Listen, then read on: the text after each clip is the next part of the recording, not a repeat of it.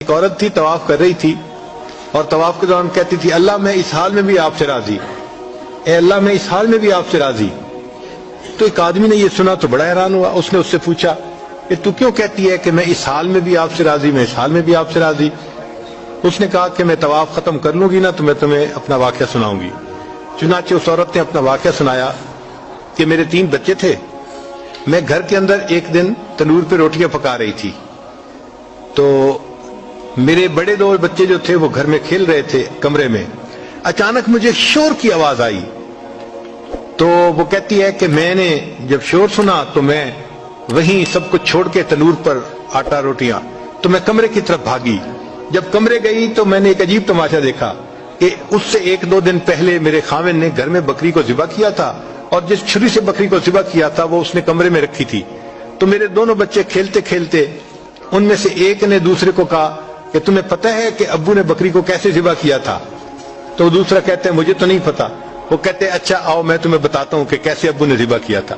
تو میرا درمیان والا بیٹا جو تھا وہ زمین پر لیٹ گیا اور بڑے لڑکے نے اس چھری کو اٹھا لیا۔ اب وہ چھوٹا بچہ تھا اور اس کو پتہ نہیں تھا کہ چھری کتنی تیز ہے، چنانچہ اس نے اس کے گلے پہ جو چھری چلائی تو گلا تو فوراً کٹ گیا اور خون کا فوارہ چھوٹنے لگا۔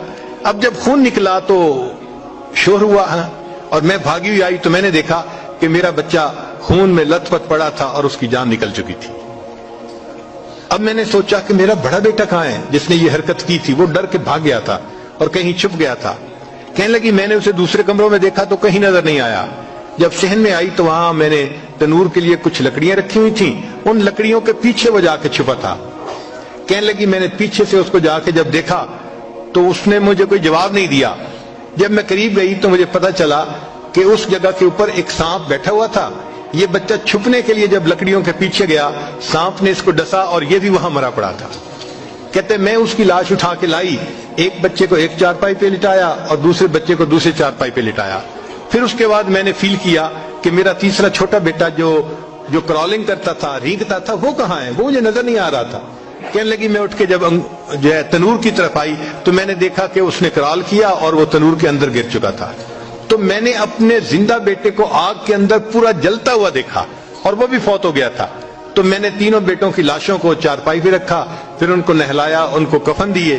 جب تینوں کے جنازے ایک دن میں گھر سے نکلے تو میں عمرے کے ارادے سے آ گئی۔ اب میں طواف کر رہی ہوں اور اپنے اللہ کو کہہ رہی ہوں اے اللہ میں اس حال میں بھی آپ سے راضی ہوں۔ آپ ذرا غور کیجئے نا اس ماں کے دل پہ کیا بیتی ہوگی کہ ایک دن میں جس کے 3 بیٹوں کا جنازہ گھر سے نکلے اور پھر وہ طواف کرتے ہوئے کہہ رہی ہے اے اللہ میں اس حال میں بھی آپ سے راضی ہوں۔ تو ہم نے کہاں غم دیکھے ہیں، کہاں تکلیفیں دیکھی ہیں؟ ہم نے نہیں دیکھی۔ ہمیں تو اللہ نے بہت سہولت کی زندگی دی ہے۔